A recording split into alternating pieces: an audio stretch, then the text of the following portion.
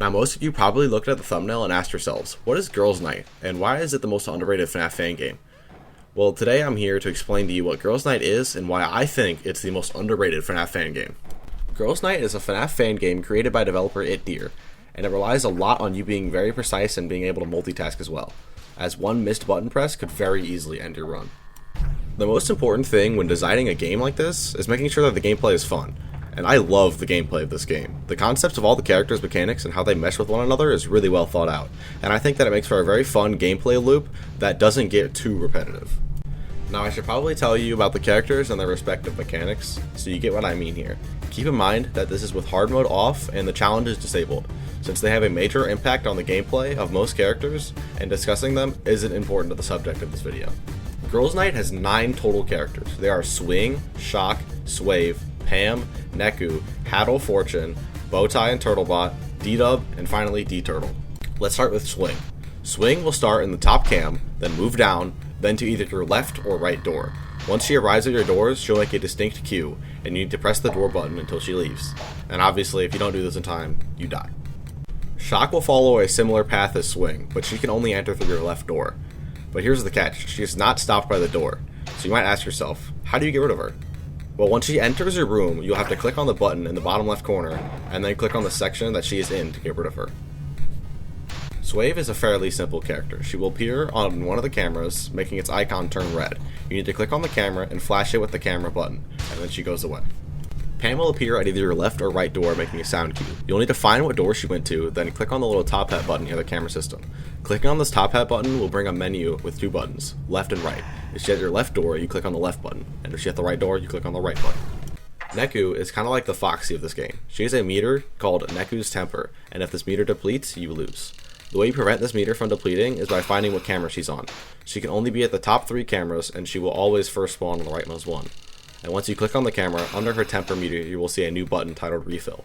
If you click and hold said button, you will completely refill her meter, and then she will randomly move to one of the 2 other cameras, and the cycle repeats. Haddle Fortune will appear in the room. They will play this noise, and the sound will slowly speed up. The faster the sound is, the closer they are to killing you. You get rid of them by clicking on them.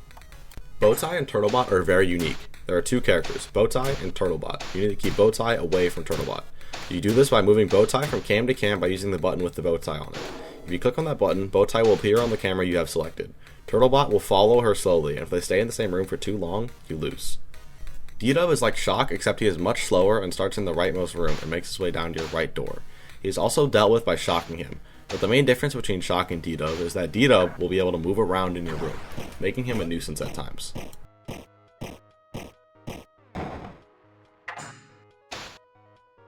The last character is D-Turtle. D-Turtle is very similar to Swing, but instead she starts on the rightmost cam, and when she arrives at your door, she does not make a queue. She is also a lot slower than Swing.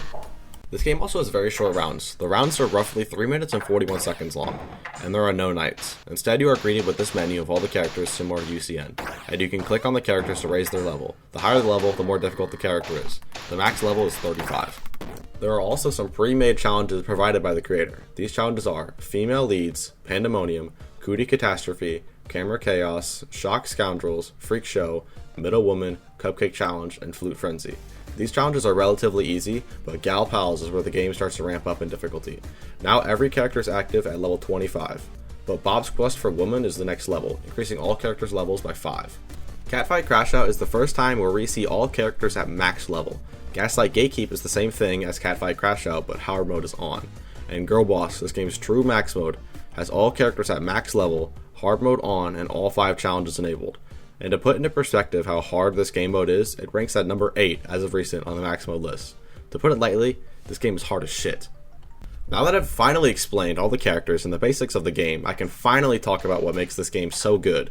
First things first, as I mentioned at the start of the video, was the gameplay. I personally love a good challenge, and this game has no shortage of challenge.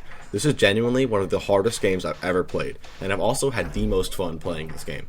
I also need to mention the character designs. Others claim that they're bland and boring, but I personally love this art style, and I love the character designs even more, especially D-Dub and Neku. They're my favorites.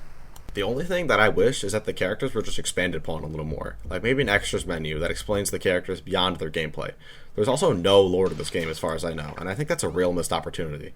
I would love an explanation on why we're here, how we got here, what's going on, why are these people attacking us, who are we, and when does this take place? Another thing I need to mention, holy shit, I love this game's music. Each and every song is really well made, especially the menu song. Here, have a listen.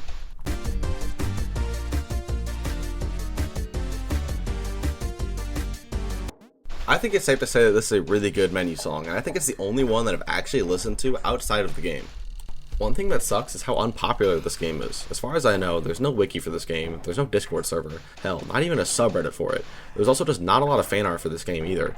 The only reason I found this game was because I was scrolling through the FNAF Max Mode list for fun, and I scrolled down to this game and it caught my eye. I looked into it more and I realized how fun the game was. I really wish this game was more popular because it really deserves it. A lot of people say they dislike this game because of how hard it is. I personally don't think that this is a valid reason to dislike something like this, unless it uses a shitload of RNG. This game has RNG, the characters can fuck you over if they felt like it, but I feel like that's a given for a lot of fan games. Now, I personally, at the time of recording this, have not beaten Catfight Crash Out. My record is 2 minutes and 10 seconds, but I love attempting it and I can play it for hours on end and not get mad. This is one of the first FNAF fan games that have this level of difficulty that doesn't make me mad. Because when I lose, it's always my fault. The game didn't hand me some bullshit RNG to make me lose. Although sometimes it can, but it's uncommon. If you guys are trying to find a FNAF fan game to play, or you just want a fun challenge, I really recommend this game to you. This game is super enjoyable and it really sucks that it's not popular. Plus, it's free. Also, quick PS, this is my first time making a video like this, and I would love some feedback in the comments. Maybe some stuff you liked about the video, and some stuff you didn't like. Please let me know, and don't forget to like and subscribe. If this video gets a lot of attention, I might make another one like it, so please give your feedback, and thank you so much for watching this full video.